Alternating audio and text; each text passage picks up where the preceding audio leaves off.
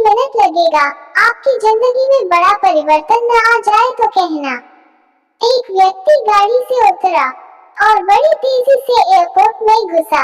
जहाज उड़ने के लिए तैयार था। उसे किसी कार्यक्रम में पहुंचना था जो खास उसी के लिए आयोजित की जा रही थी। वह अपनी सीट पर बैठा और जहाज उड़ गया।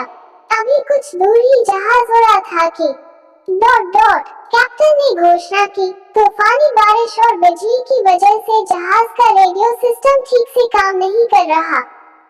इसलिए हम पास के एयरपोर्ट पर उतरने के लिए विवश हैं। जहाज उतरा। वह बाहर निकलकर कैप्टन से शिकायत करने लगा कि उसका एक एक मिनट कीमती है और होने वाली कार्यक्रम में उसका पहुंचना बहुत जरूरी है। पास खड़े दूसरे यात्री ने उसे पहचान लिया और बोला, डॉक्टर पटनायक, आप जहां पहुंचना चाहते हैं, टैक्सी द्वारा यहां से केवल 3 घंटे में पहुंच सकते हैं। उसने धन्यवाद किया और टैक्सी लेकर निकल पड़ा। लेकिन ये क्या आंधी, तूफान, बिजली, बारिश ने गाड़ी का चलना मुश्किल कर दिया। फिर भी ड्राइवर चलता रहा। अचानक ड्राइवर को आभास हुआ कि वह रास्ता भटक चुका है। नाउम्मीदी के उतार चढ़ाव के बीच उसे एक छोटा सा घर दिखा।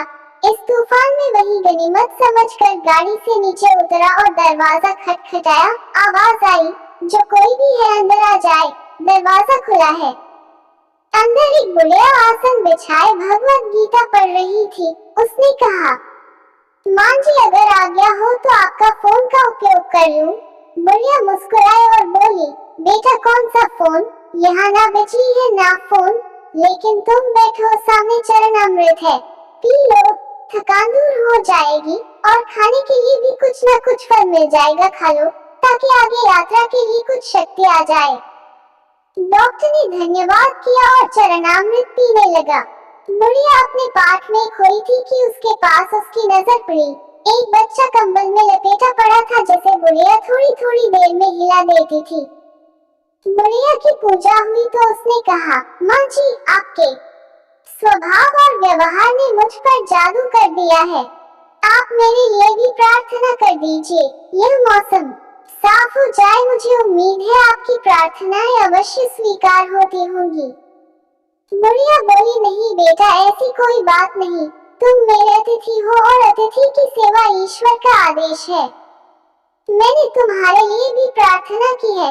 परमात्मा की कृपा है, उसने मेरी हर प्रार्थना सुनी है। बस एक प्रार्थना और मैं उससे मांग रही हूँ। शायद जब वह चाहेगा उसे भी स्वीकार कर लेगा। कौन सी प्रार्थना? डॉक्टर बोला। बुढ़िया बोली, ये जो 3 साल का बच्चा तुम्हारे सामने अधमरा पड़ा है, मेरा पोता है। न इसकी माँ जिंदा है न ही बाप। इस बुढ़ापे में इसकी जिम्मेदारी मुझ पर है। डॉक्टर कहते हैं इसी कोई खतरनाक रोग है जिसका वो उपचार नहीं कर सकते। कहते हैं कि एक ही नामवर डॉक्टर है। क्या नाम बताया था उसका? हाँ, डॉक्टर पटनायक। वह इसका ऑपरेशन कर सकता है, लेकिन मैं बुढ़िया कहाँ उस डॉक्टर तक पहुँच सकती हूँ? लेकर जाऊंगी तो पता नहीं वह देखने पर राजी भी हो या नहीं। बस अब बंसीवाले से यही मांग रही थी कि वह मेरी मुश्किल आसान कर दे। डॉक्टर की आंखों से आंसुओं की धारा बह रहा है। वह भर्राई हुई आवाज में बोला, माए, आपकी प्रार्थना ने हवाई जहाज को नीचे उतार लिया, आसमान पर बिजलियां कौंधवा दी, मुझे रास्ता भूलवा दिया ताकि मैं यहाँ तक खींचा चला आऊं। हे भगवान, मुझे विश्वास ही नहीं हो रहा कि प्रार्थना स्वीकार करके अपने भक्तों के लिए इस तरह भी सहायता कर सकता है। वो सर्वशक्तिमान है। परमात्मा के भक्तों, उससे लो लगाकर तो देखो। जहाँ जाकर प्राणी असहाय हो जाता है, वहाँ से उसकी परम कृपा शुरू होती है। आशा करती हूँ यह कहानी आपको पसंद आई होगी। इस पर आपकी क्या राय है, हमें कमेंट करके जरूर बताइए। कहानी पसंद आई है तो लाइक शेयर करना बिल्कुल ना भूलिए। चैनल पर नए हैं तो चैनल को सब्सक्राइब जरूर करिए। कहानी सुनने के लिए दिल से धन्यवाद।